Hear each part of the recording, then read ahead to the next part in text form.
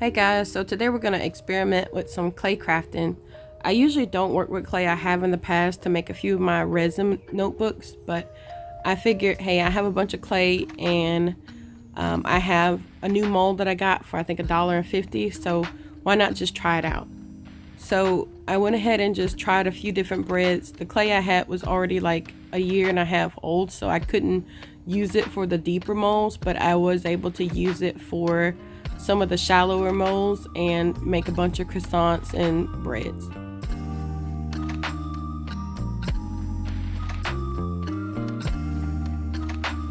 The only tools I had, I don't even know where I got these clay tools from, but I used what I had to try to clean up what I got from the mold. I think it's probably better if you just add enough to the mold to make the shape and not add too much, because I had to cut away a bunch of the clay. But I didn't know anything about using a clay mold, so this is new to me.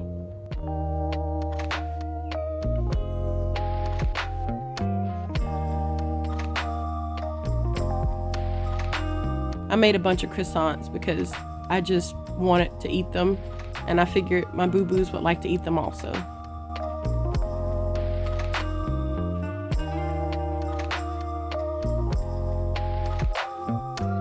Fred stepped in to make some of the items while I was cutting away the excess clay.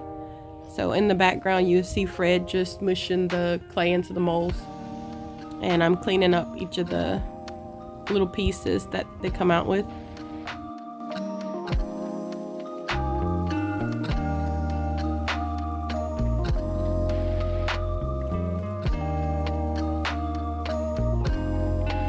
Alright, and my secret is using a Lego base plate to let the air flow between all of the pieces because it's raised, so it dries a lot faster.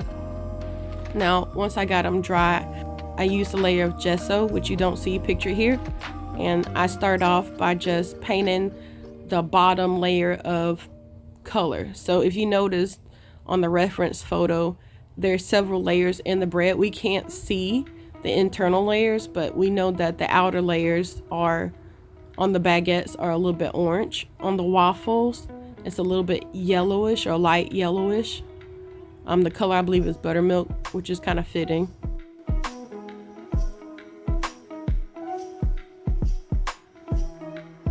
Same thing on this bread. We want to paint the base layer, what we can, the little crevices, the same color the crevices that we can see. Same thing on this chocolate croissant. We just painted a light base layer. And this is actually, I think it's supposed to be a pastry, but we're gonna make some almond rice. And here's all those croissants. I think eventually I got tired of painting croissants because I made way too many of them, but I did have to use a bunch of them for my different projects, and you'll see that later.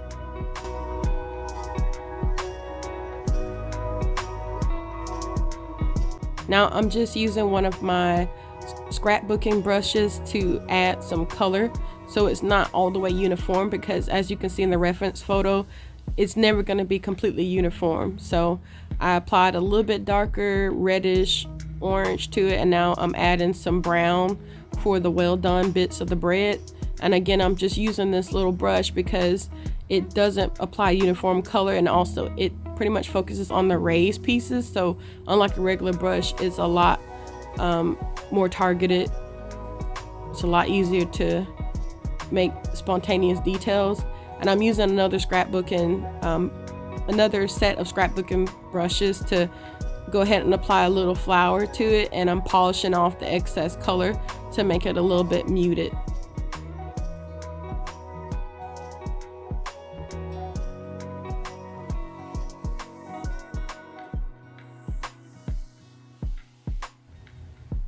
Look how cute it is. It looks delicious, doesn't it? I could totally eat that in real life. Same thing for the waffles. I'm just applying some colors using the scrapbooking brushes. I think it's inking brushes, and again, it targets the raised portions of it, so we can leave the inner paler parts of the bread or waffle untouched while adding some color.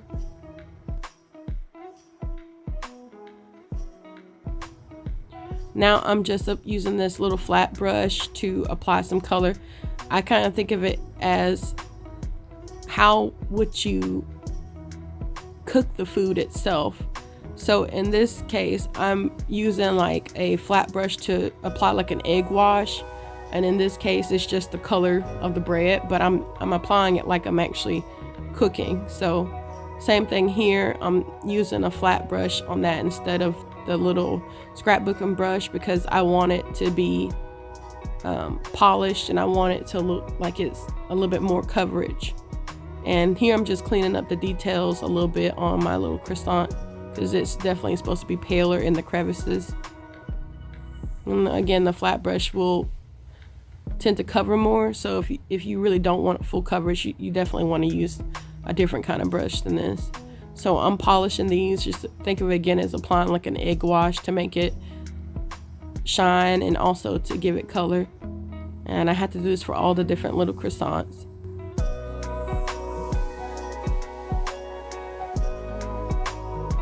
The hardest part really is trying to get the right color, so you'll see that I'm using a reference photo because I don't memorize how croissants look, so I had to make a couple of different mixtures to get the right color, because I actually didn't have any oranges. I had like a really neon weird yellow because I used it to paint some sugar skulls, but yeah, I didn't have any colors for this, so I had to mix a lot. And you can see me again applying the final like darker cooked parts with a scrapbooking brush, because again, I don't want all of it to be that color. I just want to add a little detail, like the croissant is well done. It does look a little dark here, but you'll notice that on the actual croissant reference photo, it's also pretty dark. Yeah, I'm trying to make this as realistic as possible. I noticed that these things are very like high priced on different like crafting sites like Etsy, and I cannot blame them for charging that much, because it is a very tedious process. Now my husband made a little spray box for my pieces out of one of his Lego boxes, and I'm just using some Mod Podge to apply nuts or seeds that I got from a Miniverse kit. And I got some more little details from a different Miniverse kit. You'll probably notice that I rarely ever make the Miniverse kits that I get. Like, I typically just cannibalize all the parts. So I just used all the parts to make what I want to make. So in this case, I wanted to make some nice strawberry waffles. And so I had some strawberries and raspberries in one of my kits, and I used them for this. And I'm sealing them with some resin. And I'm also sealing them with some resin that I've tinted to look like syrup. So I just used a little bit of mica powder to do those, and I used some paint to do the chocolate for the croissant. And I'm using a little technique. When it's thick like this, you can go back and forth and make a little string on it to make it look natural, like it's a drizzle. And this is how they look after they've been sprayed with polyurethane spray. It's pretty good looking. I think that looks so delicious. I could totally eat that. I love how these breads and things turn out. I can't believe I made it myself.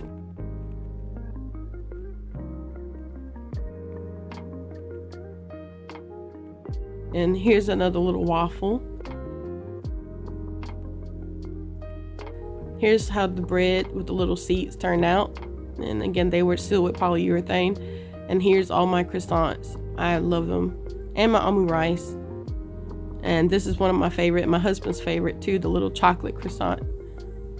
My omu rice is so detailed. I think overall this was a pretty good first try. I made some little raspberry cranberry tea for my mom because that's her favorite drink. Here's a picture of soda. Now I'm gonna go ahead and apply these to some trays so it's a little bit easier to move around and use. So I just put a little clear resin beneath all the pieces, and I'm layering them and setting them out how I want them on the tray. I got this honeycomb from a little charm bag, and I'm actually gonna add some resin to it also, just to make it look a little livelier, because as you notice, all these different pieces that I made look so detailed, but then I just have a random piece here that's not detailed. So I wanted to try to make it look like it's part of a set. Now I'm layering some little pieces for my mom's little fancy tray. So I'm of course making this for my mom. I put a little rose in the middle because that's her favorite flower. I think it looks pretty good overall.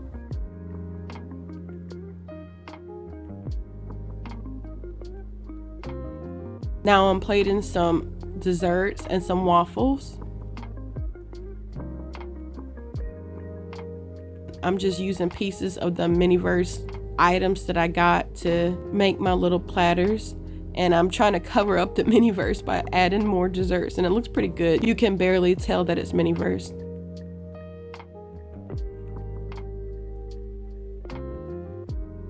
Here I'm just adding the almond rice to a plate.